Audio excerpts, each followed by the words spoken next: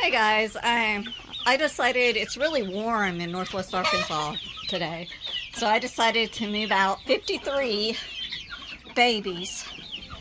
You can see they're pretty much fully feathered, but it's going to be warm long enough that I'm going to take a chance. There's my little black one. And then, because they're getting too big for the breeders, but you can see everybody, they're hiding back here. They're hiding! Oh, the babies.